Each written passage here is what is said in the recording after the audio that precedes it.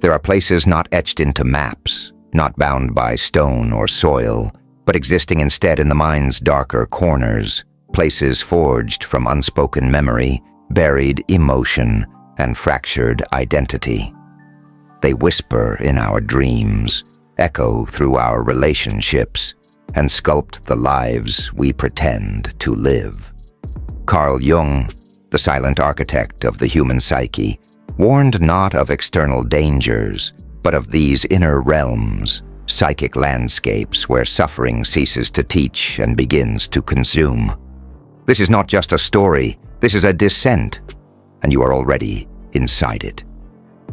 In every life, there is a doorway we refuse to open, a place inside ourselves we dare not enter. Jung called this the shadow, the part of us that holds every repressed desire, shameful impulse, and forgotten pain. But the shadow is not evil. It is simply unknown. Denial of this truth is not protection. It is sabotage. When we suppress our shadow, it begins to rule us from the dark. It causes us to lash out without understanding why, to destroy what we love, and to relive the same tragedies under different names. You don't break the cycle by running from it. You break it by seeing what you've become. The house of denial is seductive. It offers the illusion of peace, a smile instead of confrontation, a busy life instead of introspection. But inside, the soul starves. What Jung feared most was not pain, but unconsciousness. He said, "Until you make the unconscious conscious, it will direct your life, and you will call it fate." To live unaware is to become a puppet, dancing on invisible strings, never knowing who is pulling them. But what happens when we rip off the mask? When we admit that we are jealous, cruel, frightened, or hungry for control? It's not collapse. It is transformation. Jung called this individuation, a dangerous but necessary integration of light and shadow. Without it, we are merely fragments, pretending, performing, and projecting. But with it, we become whole. Not perfect, not pure, but human. Then there is resentment, a swamp of emotional decay. It begins with pain unspoken and ends with bitterness untamed. You carry your wounds like trophies, convinced your suffering gives you moral superiority. But resentment doesn't punish the person who hurt you. It punishes you. It closes your heart. It warps your soul. It convinces you that cynicism is wisdom and that distance is strength. But you are not growing. You are drowning. In this swamp, forgiveness is not weakness. It is rebellion, not for them, but for yourself. It says, "I will not be defined by what broke me." Jung saw forgiveness as alchemical, a turning of emotional lead into gold. When you cling to resentment, you become your pain. But when you let go, you become your power. Guilt and shame form the prison that lies just beyond. Guilt says, "I made a mistake." Shame whispers, "I am the mistake." It is the silent executioner of the self. People trapped in shame often appear successful, smiling, productive, seemingly fine. But beneath the surface, they carry a belief so corrosive it poisons every victory. I am unworthy. Jung feared this quiet despair more than loud suffering. It does not inspire change. It demands a mask. The path to freedom is radical self-acceptance, not indulgence, not denial, but the ability to say, "Yes, I have failed, but I am still worthy." The psyche does not bloom in punishment. It withers. And what you call discipline may merely be cruelty in disguise. If your inner voice speaks only in judgment, then it is not your voice. It is your jailer. The persona, the mask we wear to survive society, becomes a theater in which we forget we are acting. You start by smiling to fit in, and then one day realize you have forgotten how to cry. Your real thoughts, your real pain, your real self, they've all been edited out of the script. Jung saw this as the ultimate betrayal, not of society, but of soul. To leave this theater is to risk rejection. But the greater risk is to die never having lived. When your life becomes performance, love becomes applause, and meaning becomes emptiness. The audience may cheer, but you will feel only loneliness. And if that mask becomes who you are, then who is left to remove it? We end part 1. At the edge of a new threshold. You've seen the house of denial, the swamp of resentment, the prison of shame, and the theater of false identity. But we haven't reached the depths yet. You've walked through corridors of shadow. Now prepare to enter the maze, the labyrinth where overthinking paralyzes, where silence is replaced by screaming thought, and where the soul itself begins to fracture. What happens when thinking becomes a trap? When the very mind you rely on turns against you? In part 2, we follow that path. The descent is not over, it is only beginning. They say the mind is a gift, the crown jewel of human evolution. But what if it's a maze built to trap you? What if the very thoughts you trust are the chains that keep you circling your suffering?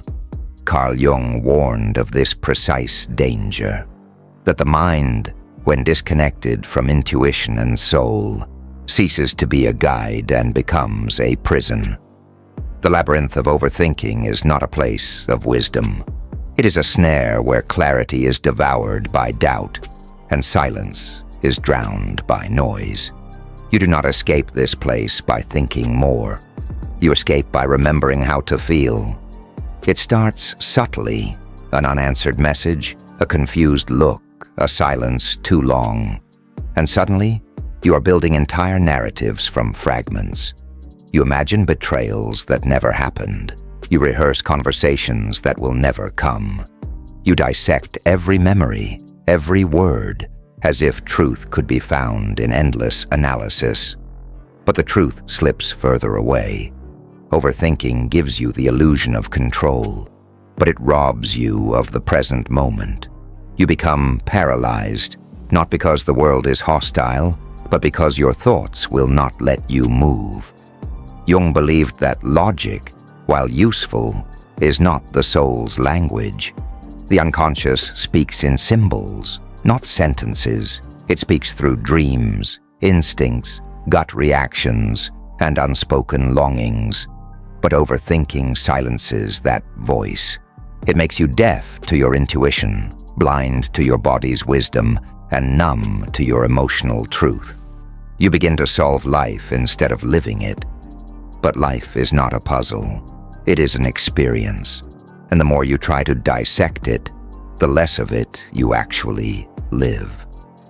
There is a turning point inside the labyrinth, a moment when the mind, bloated with unexpressed emotion, begins to implode. Your thoughts become hostile, obsessive, self-critical. You doubt your worth, your choices, your very reality. You second-guess everything until nothing feels solid. This is the edge of madness, not because you've lost touch with reason, but because you've drowned in it. Jung would say you are living entirely from the head, severed from the heart, lost in a forest of abstractions with no path home. That path, should you dare to find it, lies in surrender, in doing the unthinkable, stopping. You stop trying to figure it all out. You stop demanding answers from questions not meant to be solved. You sit in the discomfort. You breathe. You feel. The way out of the labyrinth is not forward. It is downward, into the body, into the breath, into the raw now. Jung called this the descent into the unconscious, and it feels like death to the overactive mind. But it is the beginning of real wisdom. From this descent, you enter the next desert, the place lonelier than thought, the desert of isolation. Here, wounded souls convince themselves they don't need anyone. They retreat from intimacy, not out of strength, but fear. Relationships feel dangerous, Vulnerability feels weak, and connection feels like a risk they cannot afford. So they build a fortress around their heart and call it safety. But it is not safety, it is exile. And the soul does not grow in exile, it withers. In this desert, self-reliance becomes a religion. You wear independence like armor. You pride yourself on being unbothered, on needing nothing and no one. But late at night, when the noise fades and the distractions disappear, you hear it. That aching silence that reminds you that solitude, when weaponized, becomes suffering. Jung taught that we are wounded in relationship, yes, but we are also healed in relationship. To love again is not naivety. It is courage. It is resurrection. Here is the paradox. The very thing you run from, human connection, is the very thing that would save you. It is not the perfect person you need. It is the willingness to be seen, even in your imperfection. To say, this is who I am. I am not whole yet, but I am trying. That kind of vulnerability is more powerful than any mask, any silence, any solitude. And once you taste that kind of connection, the desert starts to break. Water returns, life returns, and with it, meaning. But even then, even as you leave the desert, a final specter waits for you. The graveyard of the past. It does not scream, it whispers. It calls you back to memories that felt like homes, even when they were prisons. It tempts you with nostalgia, guilt, regret. It begs you to relive, rewrite, resurrect. But you cannot build a future while you haunt your history. Jung knew this well. The psyche, he said, is always called toward wholeness, but wholeness can only happen now, in this moment, not in what was, not in what could have been, but in what is. To live in the past is to be a ghost. You walk through life unseen, untouched, unlived. You replay old betrayals, mourn old selves, relive old wounds. But every moment you do, you sacrifice the present on the altar of memory. Letting go does not mean forgetting. It means blessing the past and releasing it. It means saying, I honor what was, but I will not carry it into what will be. That is not weakness, that is power, that is resurrection.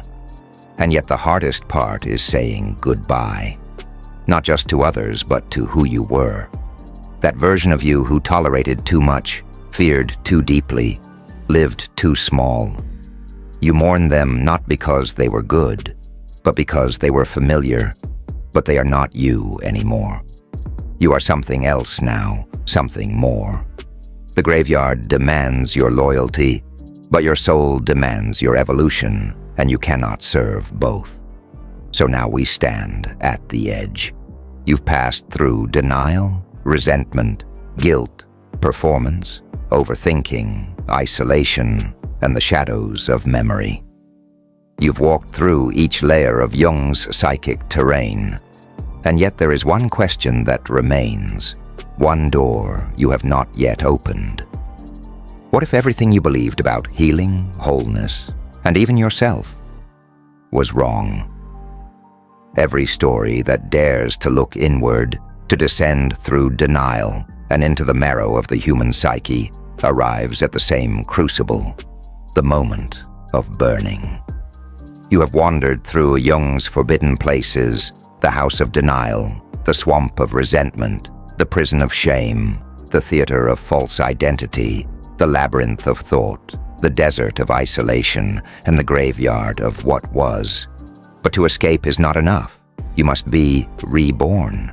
And rebirth always begins in fire. This fire is not outside you. It is within you. It is the force that emerges when every lie you've told yourself collapses. It is not chaos. It is not rage. It is truth so pure, it destroys everything that cannot withstand it. Jung called this the confrontation with the self, not the persona, not the ego, but the core of who you are beneath all performance and fear. Most people never face this fire. They choose comfort over clarity, illusion over illumination. But you, by coming this far, have been set ablaze. Now you must decide what will burn and what will remain. You begin by confronting the final illusion, that healing is about returning to some previous purer state. It is not. You were never meant to return.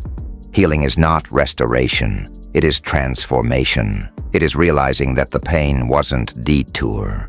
It was initiation, that the mistakes were not failures, but instructions. You were not broken. You were being prepared. The wounds were maps. The sorrow was a signal. And the fire, it was the forge. So many chase enlightenment as if it were an escape. But Jung knew better. He said, "One does not become enlightened by imagining figures of light, but by making the darkness conscious. Light is not found by running from the dark, but by passing through it. And on the other side of the fire, you do not find peace. You find truth. Truth about who you are, what you want, and what you're no longer willing to tolerate. Here, you begin to act. Not from fear, not from habit, but from alignment. You speak truth you once swallowed. You walk away from roles you no longer fit. You stop apologizing for existing. This is the power Jung pointed to, the integrated self. The person who no longer lives for validation, but for meaning. The person who no longer hides their wounds, but wears their scars as symbols of their survival. You do not become invulnerable. You become real. And with this newfound authenticity, a strange thing happens. Life begins to reflect your inner transformation. You attract not what you desire, but what you are. People who see you without your mask. Situations that challenge you without destroying you. Experiences that feel like home, not because they're perfect, but because you no longer abandon yourself inside them. The world changes, not because it is different, but because you are. Yet even now, a temptation remains to become arrogant in your healing, to use your journey as proof of superiority. But remember, wholeness is not dominance, it is humility. It is knowing that the shadow still exists and always will. Integration is not a final destination, it is a lifelong dance. There will be days when the persona returns, when the resentment re-emerges, when the voice of shame grows loud again. But now you know the path. You know how to find your way back. This is not the ending you expected. No final triumph, no perfect clarity, just you, standing amid the ashes of all you've outgrown, breathing freely for the first time. And in that breath, a new question arises, not from fear, not from doubt, but from curiosity. A question that echoes not in the mind, but in the soul. If everything I once believed about who I was turned out to be a mask, then who am I really? Let that question linger.